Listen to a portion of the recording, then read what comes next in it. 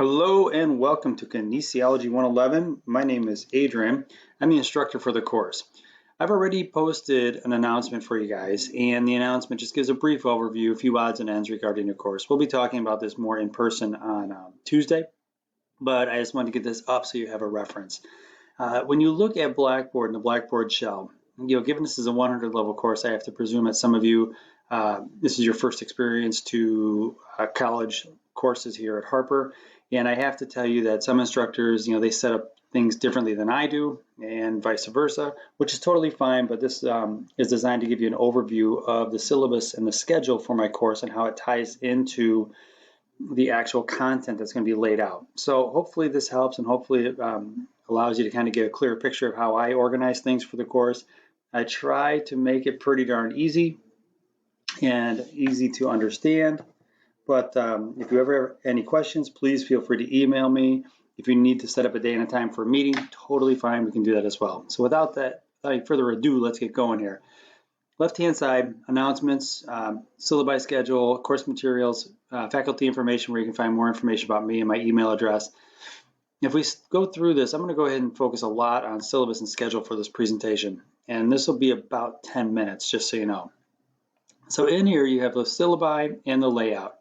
And with the syllabus itself, you got to understand it's a document, right? This is a document that is an agreement between the college and the student and the instructor and the college, right? So we outline everything that's going to be going on in the course, and it describes how you as a student can earn a seat on the A train, get your A grade.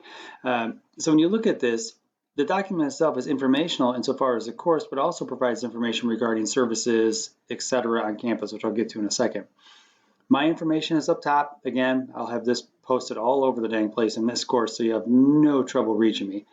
When you look at the course itself, the important dates that I want you to focus on, we start on Tuesday the 6th, and we end on really the 28th is our last day for the course, but the last day of the term is July 31st. We have 2 days on campus where the campus is closed. It won't affect our course because it's on a Monday and our class meets on Tuesdays and Thursdays, but I just want you to be aware of Monday, June 20th and Monday, July 4th. They're both holidays. One is Juneteenth and the other is Independence Day. When you look at this and you see last day to drop the course for 100% refund and last day to withdraw from the course, I hope to goodness none of you are in the situation where you want to drop the course or need to withdraw because of a bad grade. You should never have or be in a situation in a course like this where you have a bad grade. If you feel like you're slipping, falling behind, etc., send me an email. Let's set something up. We'll figure out a way to at least get you a C or better for this course. It's presuming you're really far behind, but you'll see with this class, it's not that I'm an easy grader, it's just that I try to lay it out in a way where you have the ability to be successful.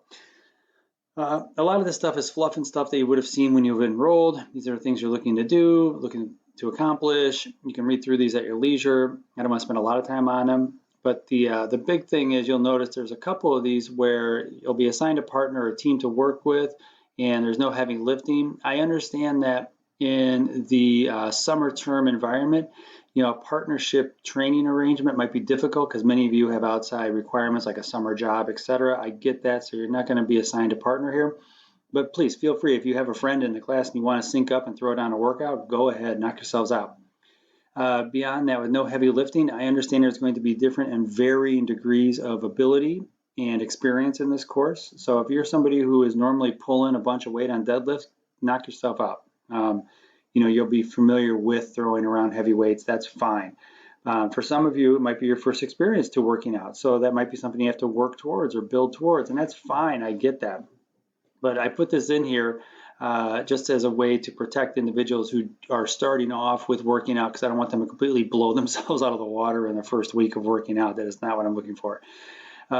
With the workouts, it'll be 2 times per week. You'll end up having a post and response, and also you have to post your workouts, etc. We'll talk about that in a second. And please try to get these done. I've laid this out in the layout here. You'll see this in a little bit, where you'll have plenty of time to get these assignments done. Don't fall behind. In a summer school course, we're taking 16 weeks of content as an instructor and jamming it into 8 weeks. It comes at you kind of fast and furious. My course or other courses, I can't even imagine like an English 102 in summer school. My goodness. But it's a wall of content coming after you, and the key to being successful with that is that you have to stay ahead of the content curve. You just have to. So if you start to fall behind, reach out to me, let me know, because the last thing you want to do is reach out to me on the 31st of July and it's just you're jamming me with a bunch of stuff on a Sunday night to try to grade and get in.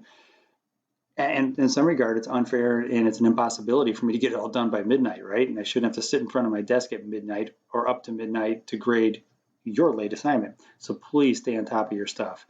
Grading area and points. This is the money spot, right? This is what you're most interested in. We know we have 4 check for learning at 25 points apiece. We got 2 workouts per week at 5 points apiece. There's 80 points. And then you got a post and response each week between all of you. So it's a post and response to get the full points. If you just do a post, you're only going to get half credit. Make sure you do a post and response. So there's 220 total points available. We got 3 different areas where you can gain those points. You can kind of start to strategically map out how you're going to earn those points.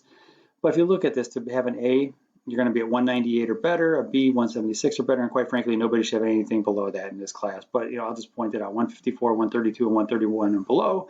And to that end, guys, you look at this, and even if you have to reach out to me to try to hand something in late, that's like raking up like nickels, dimes, and quarters off the street. I describe it all the time, like you're trying to rake up these little extra points to make sure you get the A grade, because you never know, that A grade might earn you a scholarship that's worth money, right? So stay on top of this stuff to try to keep yourself on the A train, all right? Further into this document, when you look at it, the syllabi goes into code of conduct, academic dishonesty, things about equal opportunity, more of an informational type of document, right? Things to look out for copyright and email policies, etc. But then further on, when you get down here, you have a number of services that are provided on campus. And this ends up being more of like a resource document for you, right? So with ADS, if somebody in the class has like a learning issue or has to have an accommodation, I normally receive an email long before the student approaches me. So I've yet to receive any of those. But if you do have any kind of accommodation that you need, let me know and I'll be happy to. I've sat and read homework assignments to students side by side. They're on their notebook, I'm on my notebook, and I would read to them the homework assignment. They would complete the homework side by side. That is not an issue. And beyond that, there's other resources on campus. And I'll tell you this, whether it's my class or an English 102 or whatever, you go to these different departments and you use them as a resource. You go into the library, these people have doctorates in library sciences and they are passionate about what they do. They love helping students. So I'm telling you, you have these resources that are here, whether it's this, the service desk, computer labs, or whatever, and it allows you to have a more successful trajectory while you're in college, and it launches you much better. So I would lean on these people in this section of the document for help in writing papers, help in work with computer stuff, help with whatever you need help with. They are there and they like doing that. When you go a little bit further down here, this is important because, nobody should ever have to suffer in silence. I don't care if it's something where you have some psychological, emotional concern going on and you need support in that area, or maybe you're being harassed, and you have to reach out to the HEAT team or the Harper police, God forbid if it gets that far and escalates that far. But you should never have to suffer in silence. So if worse comes to worse, you can come to me. I'll be probably limited in how much I can help you, other than sending out a message in our Starfish system to alert people in your orbit on campus what's going on. But I would urge you to also use these as a resource, because I'll say it again, never ever suffer in silence on this stuff. All right, guys? So with the syllabi itself, I'm going to transition out now to the layout. And with the layout, open this guy up here. The layout itself is a pretty colorful document. And I color codify my courses, and I do this on Blackboard to help you stay organized. So you have June 6th is when we start, and by June 19th, all of the CFLs and the posts and responses and everything should be done. And when we start on June 20th to July 3rd, that's module number 2, then you have module number 3, module number 4, and here are the dates where everything should be done by. And to that end, these are the topics you'll be going over in each one of those, and they'll play into what you do for your workouts. So when I organize my content, and I lay content out in Blackboard, and right now it's a little bit of a skeleton at this point, but you'll get the idea. I color codify in the learning module section over here. So module 1, all the slides, all the information will all have red on them. Everything in module 2 will be orange, everything in module 3 will be yellow, and everything in module 4 will be green, kind of a Roy G. Biv style. When I have longer courses, I go into blue, indigo, and violet as well.